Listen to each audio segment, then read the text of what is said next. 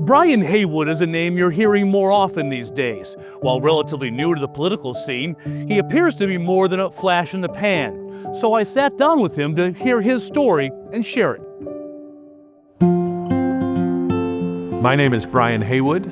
I live in Redmond, Washington. I've been here for about 15 years. Good boy. And I am the founder of Let's Go Washington. From his large ranch, surprisingly close to the home of Microsoft in tech-heavy Redmond, Brian Heywood takes a break from his financial investment career by working his own land. I bale my own hay. In the summertime, I'll go out and I'll be on the tractor, and you got to cut it and ted it and dry it all out and then windrow it back and bale it.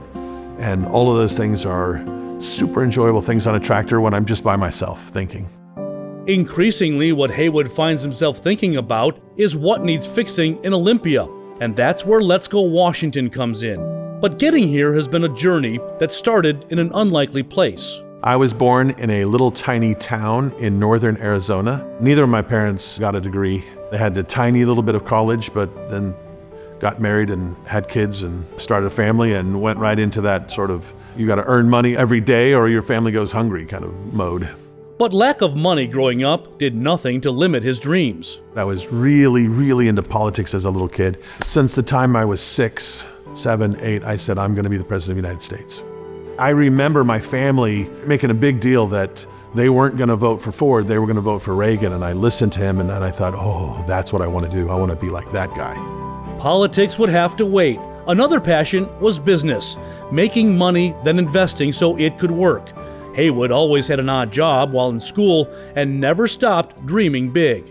When I was a freshman, I had a principal in a town that a lot of people didn't even go to college. And if they did, they went to a sort of a junior college. I had a principal in my freshman year that said, you should apply to Harvard. And so that seed then got planted. The Ivy League icon was the only university he applied to. And yet, when he got there with America's who's who, there were some doubts. I called my dad one time. I said, Dad, I don't think I belong here. And he said, son, and he didn't have a degree, didn't understand Harvard. He said, son, they all put their pants on the same way you do. They have to put it on one leg at a time. So I just sort of logged that in my head and plowed on, right? Before graduating from Harvard, Brian, a member of the Church of Jesus Christ of Latter-day Saints, did his 2-year mission in Osaka, Japan. It was a life-changing event. He would later make a career out of business research and consulting, living in Asia and helping Japanese companies succeed.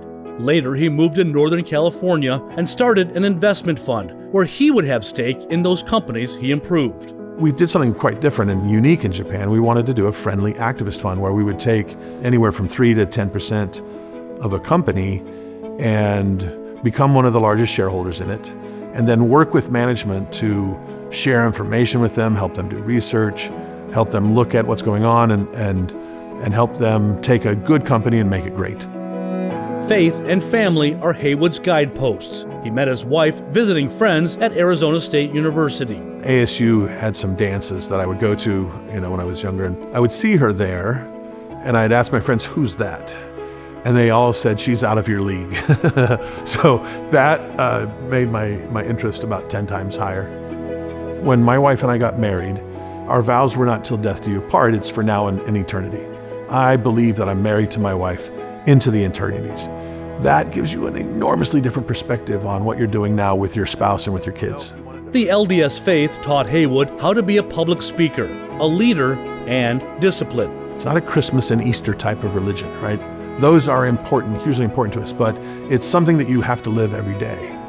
You have these principles that you're taught, and one of the huge pieces of the LDS faith that I find very important is the central importance of the family.